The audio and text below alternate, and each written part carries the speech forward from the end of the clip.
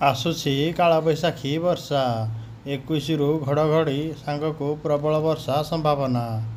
ଅସହ୍ୟ ଖରା ତାତିରେ କଲବଲ ସାରା ରାଜ୍ୟ। ରାଜଧାନୀ ଭୁବନେଶ୍ୱର ପାଲଟିଛି ସବୁଠୁ ଉତ୍ତପ୍ତ ସହର। ଆଜି ଦିନ 2ଟା 30 ସୁଦ୍ଧା ଭୁବନେଶ୍ୱର ପାରଦ 43.6 ଡିଗ୍ରୀ ରେକର୍ଡ କରାଯାଇଥିଲା। ପ୍ରଖର ସୂର୍ଯ୍ୟକିରଣକୁ ତତଲା ଝାଞ୍ଜି ପବନରେ ଲୋକେ ଅସ୍ତବ୍ୟସ୍ତ। ଆଞ୍ଚଳିକ ପାଣିପାଗ ବିଜ୍ଞାନ କେନ୍ଦ୍ର କହିଛି, ଆହୁରି 4 ଦିନ ଏହିଭଳି ହିଟ୍ ୱେଭ୍ ସ୍ଥିତି ଲାଗି ରହିପାରେ। ବିଶେଷ କରି 3 ଦିନ ପ୍ରବଳ ଗରମ ଅନୁଭୂତ ହେବା ସହ ଗ୍ରୀଷ୍ମ ପ୍ରବାହ ଜାରି ରହିବ। କିଛି ଜିଲ୍ଲା ସିଭିୟର ହିଟ୍ ୱେଭ୍ ଏବଂ ଅନ୍ୟ କିଛି ଜିଲ୍ଲା ପାଇଁ କେବଳ ହିଟ୍ ୱେଭ୍ ଆଲର୍ଟ ଜାରି ହୋଇଛି।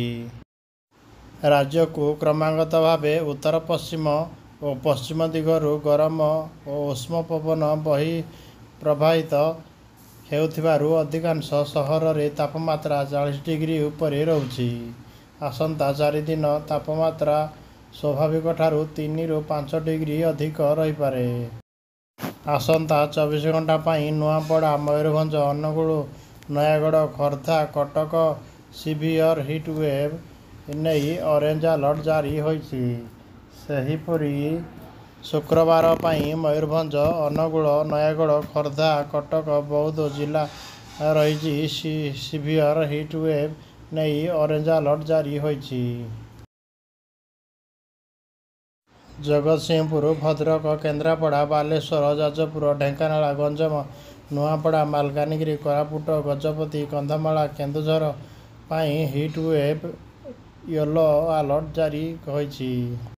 ଆସନ୍ତା 21 ତାରିଖ ଯାଏଁ ରାଜ୍ୟରେ ଏହିଭଳି ପରିସ୍ଥିତି ରହିବ। ତେବେ 20 ତାରିଖରେ ପାଗ ବଦଳିବ ସହ 21 ଆଡ଼କୁ ପ୍ରବଳ ବର୍ଷା ହେବାର ସମ୍ଭାବନା ରହିଛି। ବିଶେଷ କରି ଝଡ଼ ତୋଫାନ ସାଙ୍ଗକୁ ଘଡ଼ଘଡ଼ି ବିଜୁଳି ସମ୍ଭାବନା ରହିଛି। କିଛି କିଛି ସ୍ଥାନରେ କାଳବୈଶାଖୀ ବର୍ଷା ଆଶ୍ୱସ୍ତି ଆଣିପାରେ।